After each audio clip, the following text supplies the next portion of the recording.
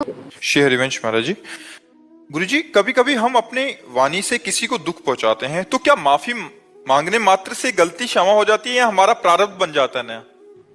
अगर हमें हृदय से जलन हुई, हृदय से पश्चाताप हुआ कि हमने गलत बोल दिया और उससे वाणी के द्वारा अपराध जो बना था, हम वाणी के द्वारा ही उसका विमोचन करें कि मेरे से गलती हो गई, आप क्षमा कर दीजिए। और हृदय से जलन होनी चाहिए।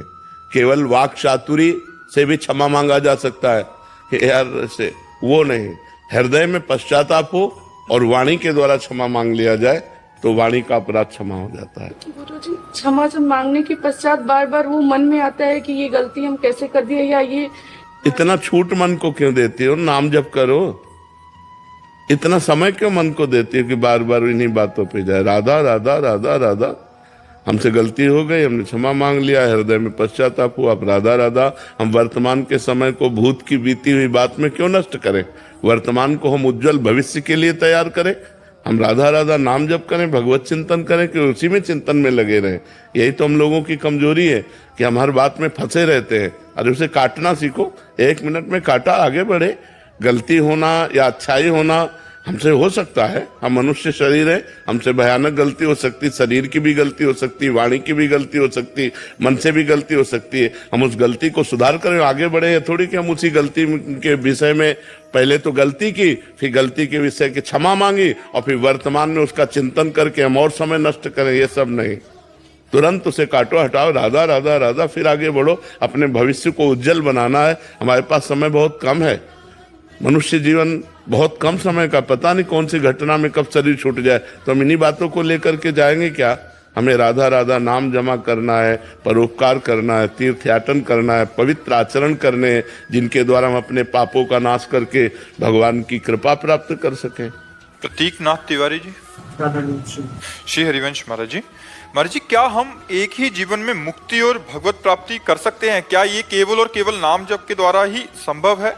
क्या इसमें हमारा उसमें रुचि नहीं होती।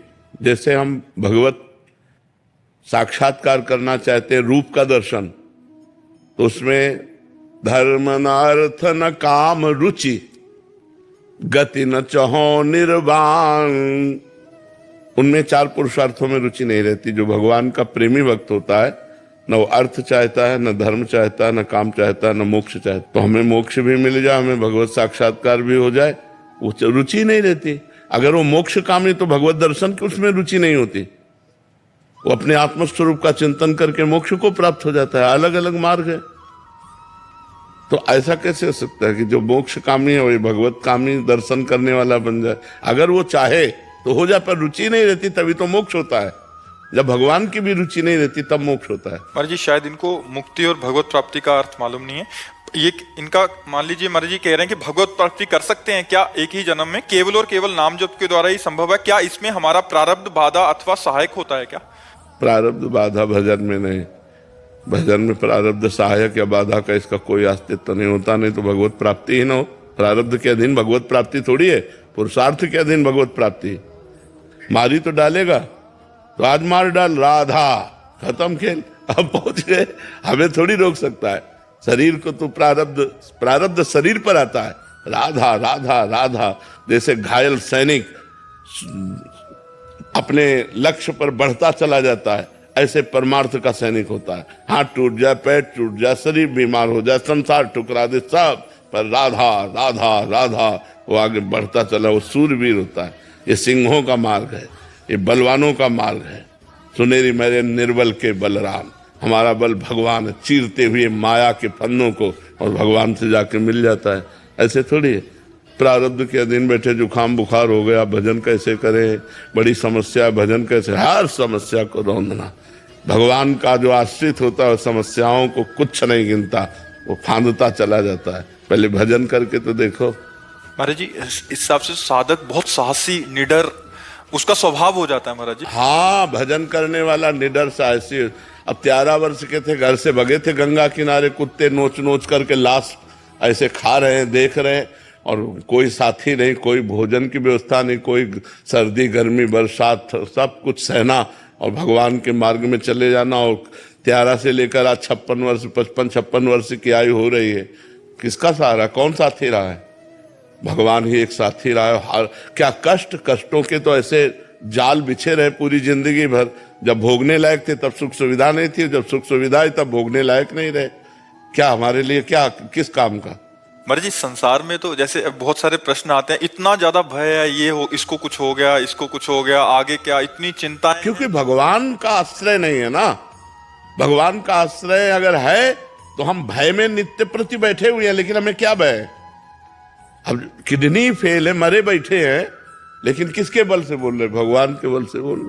कोई भय नहीं, किसी बात का भय नहीं, सब आनंद पूर्वक चल रहा है, किसी बात का भय नहीं। भगवान सब व्यवस्था कर रहे हैं, सब चल रहा है, हमारे शरीर का, तुम्हारे शरीर का, सबका भरण पोषण चल रहा है, सब व्यवस्था चल रही। क्यों? भरोसो दृढ़ इन चरणन के रो। भगवान का भरोसा किसी व्यक्ति का थोड़ी भरोसा है। नहीं तो गृहस्थी में 4 लोग हैं, इसी में तो परेशान है। गृहस्थी में 4-6 लोग हैं और परेशान है। तो भगवान का भरोसा करो यार, वही सिखाने के लिए बैठे कि भगवान का भरोसा करो, सच्चाई से चलो। थोड़ा दुख भले सहने को मिलेगा, लेकिन आगे तुम आनंद में हो जाओगे। और अगर भगवान का भरोसा नहीं, बुराई से चलोगे तो थोड़ा सुख भले लगेगा, लेकिन आगे तुम संकट में फंस जाओगे, आगे समस्याओं में फंस जाओगे। प्रियंक पटेल जी। श्री सीताराम। सीताराम महाराज जी, सादर दंडवत प्रणाम। महाराज जी, रामचरितमानस जी में महादेव जी कह रहे हैं कि उमा राम स्वभाव जही जाना, तेही भजन तजी भावना आना। महाराज जी, सियाराम जी का सरकार का कौन सा ऐसा स्वभाव है जिसे एक बार सुनकर तथा जान कर मनुष्य केवल भजन को ही पकड़ लेता है? जन अवगुण प्रभु मान न काओ, दीन बंधु अति मृदुल स्वभाव, जेहि अग बधेउ व्याध जिमि बाली, सोई सुकंठ पुनि कीन कुचाली, सपनेहु राम न तिन तन हेरी। भगवान का ऐसा स्वभाव कि अपने जन से यदि समुद्र के समान अपराध बन जाए तो मानते ही नहीं है। जिस अपराध के कारण बाली को भगवान ने व्याध की तरह मारा, वही अपराध सुग्रीव करते हैं, वही विभीषण करते हैं। भगवान ने स्वप्न में भी उधर नहीं देखा। अपने शरणागत को भगवान जो प्यार करते हैं, अगर ये जान गया जीव तो भजन छोड़कर और कुछ अच्छा नहीं लगता। भगवान करुणा समुद्र है, कृपा समुद्र है। एक बार जिसे स्वीकार कर लिया, वो हजारों अपराध कर डाले तो भगवान मानते ही नहीं कि उससे अपराध हुआ है। जन अवगुण प्रभु मानन। और सबसे खास बात है, ये हृदय की शरणागति होनी चाहिए। हृदय से भगवान को अपना मानना चाहिए।